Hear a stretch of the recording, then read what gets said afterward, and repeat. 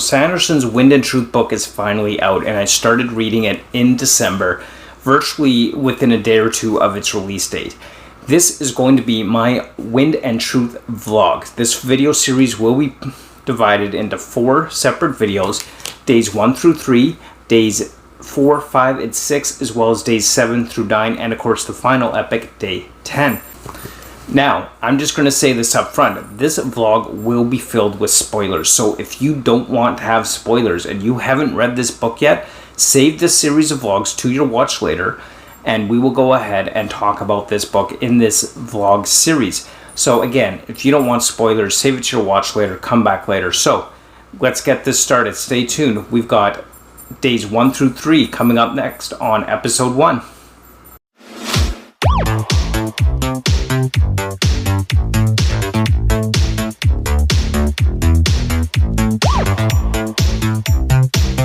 Alright, I have been waiting years for Wind and Truth, Book 5, The Stormlight Archive. Today, I finally get to start it. I'm going to be doing the immersive read of Wind and Truth through Audible. I'm going to be listening as I read along in the book. I can't wait.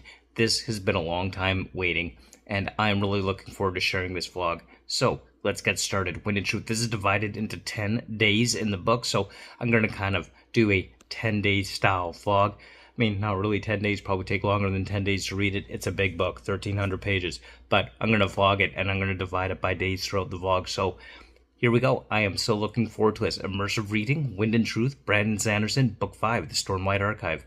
Let's get into it.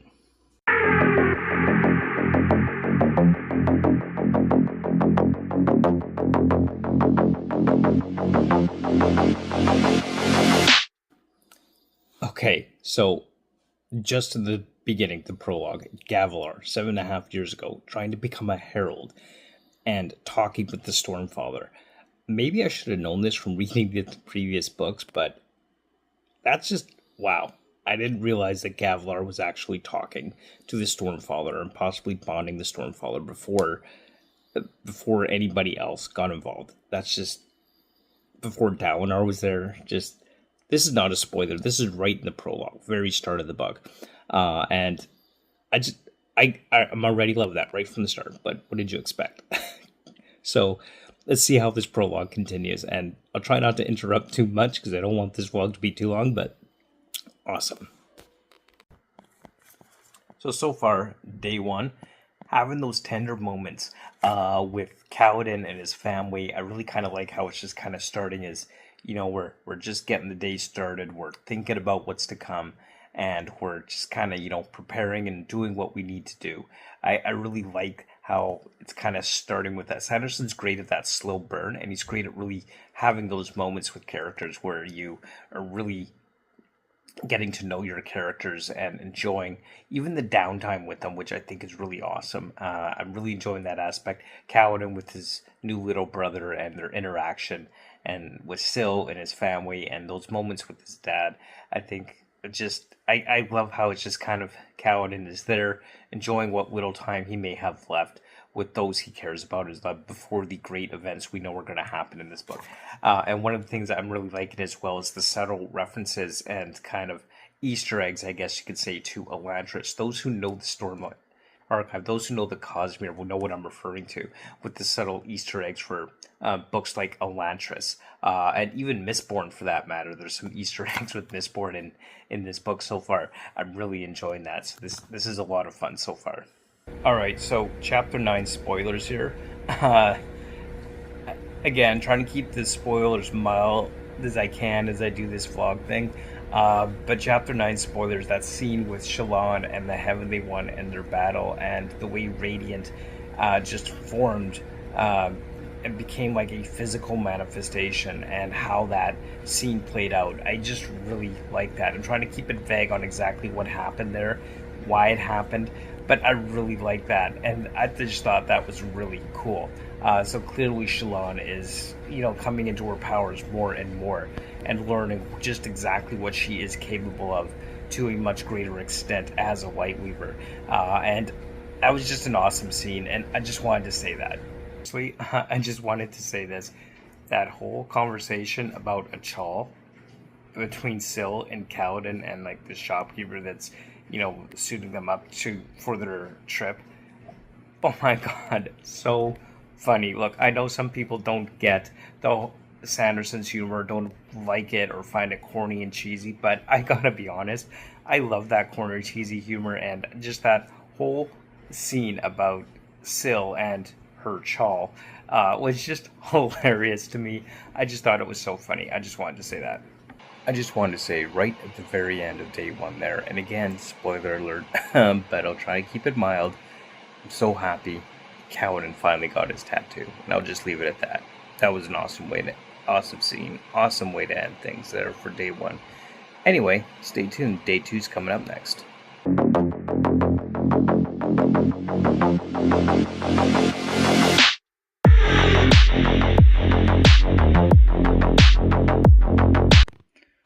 Okay, started day two today, and I just want to say, Yasna and Wit, really? Did not see that coming. I mean, I guess it's not really much of a surprise considering, but at the same time, really? Yasna and Wit? Seriously? Alright, if you've read it, you know what I'm talking about. Alright, we'll see what else comes up in day two.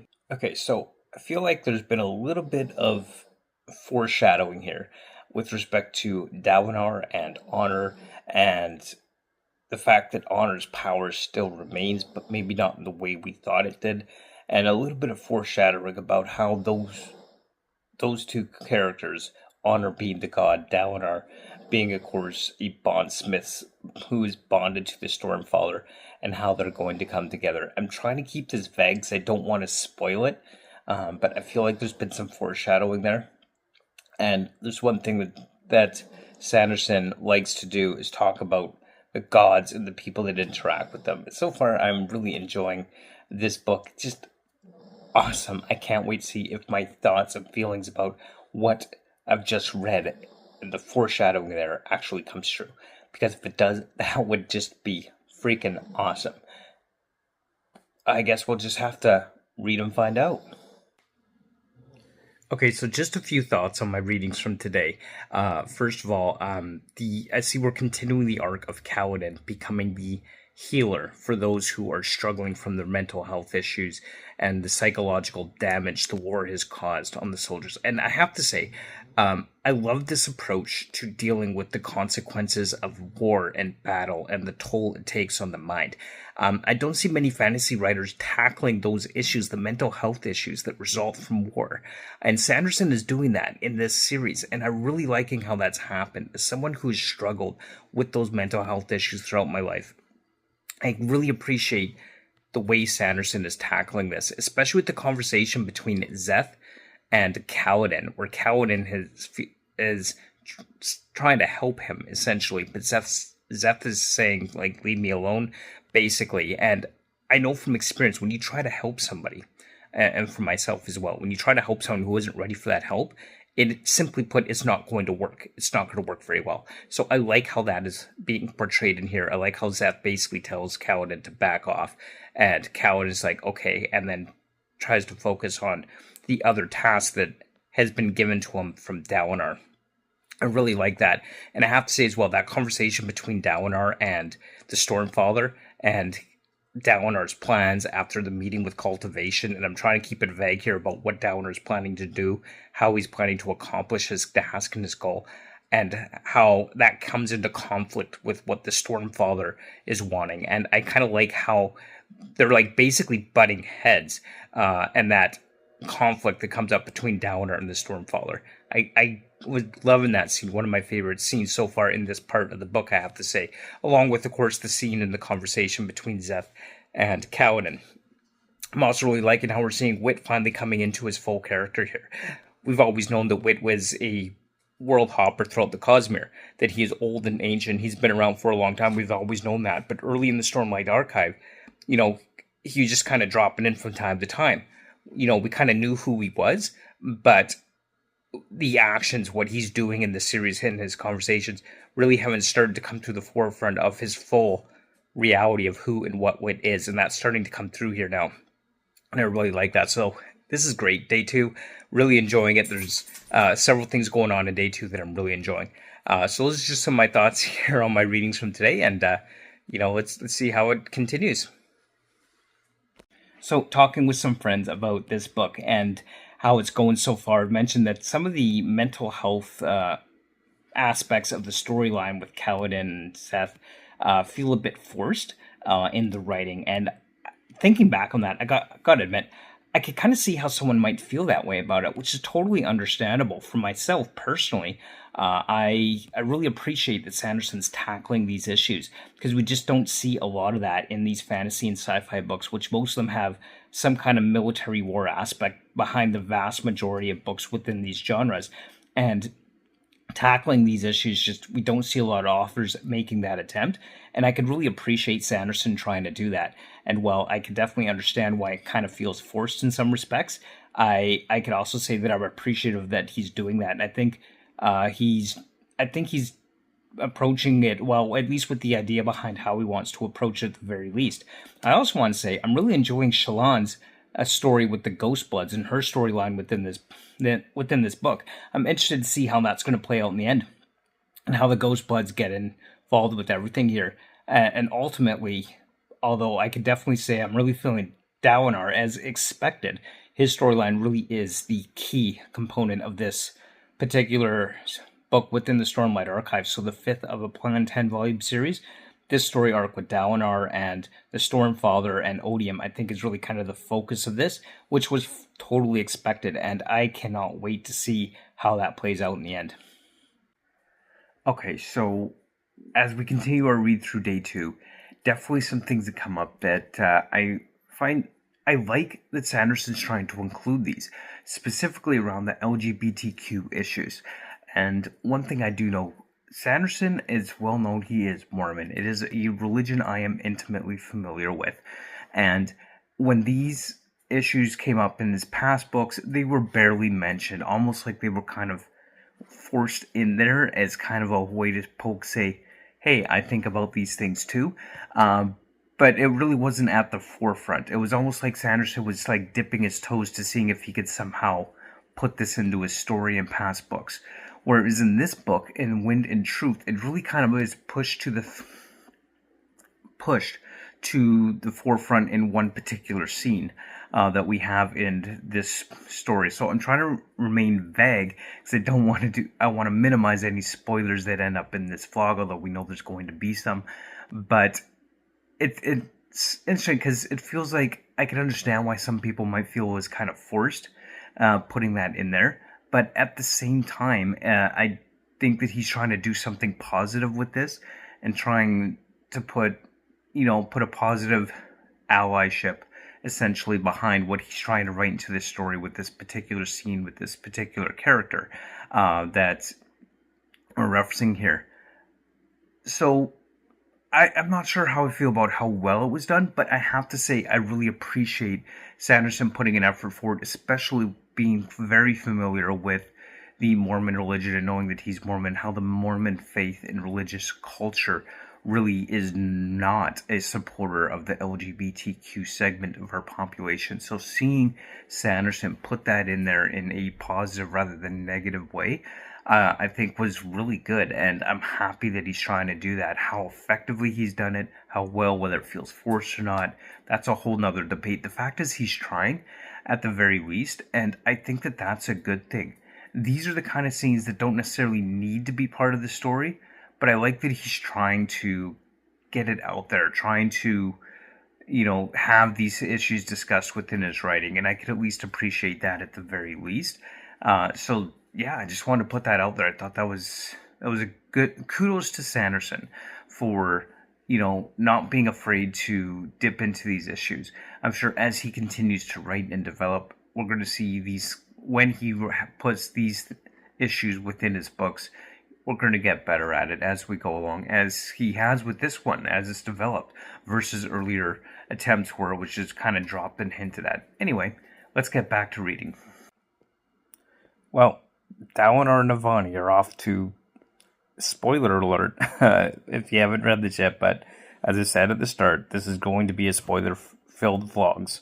Dalinar and Navani are off to the spiritual realm. It's going to be really interesting at the end of day 2, what happens in day 3 and how that progresses.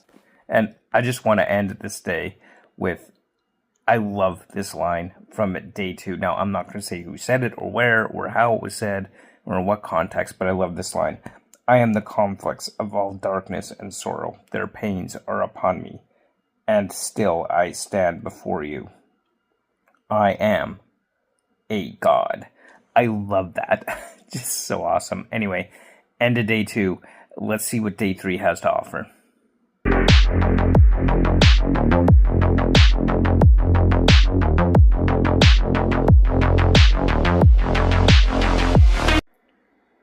Wow, just the end of day 3.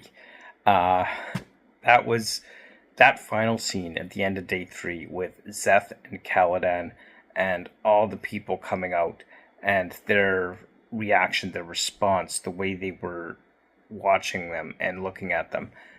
That was a powerful scene, I think, as far as Szeth coming to terms with who he is and his quest and his pilgrimage. I just thought that was pretty awesome. And I really like that. I really enjoyed that. I'm enjoying kind of getting to know Szeth more with this plan, with this pilgrimage that he is on. That is becoming just so much fun, so interesting. I think more of the backstory of Szeth in this book, and I'm really enjoying that.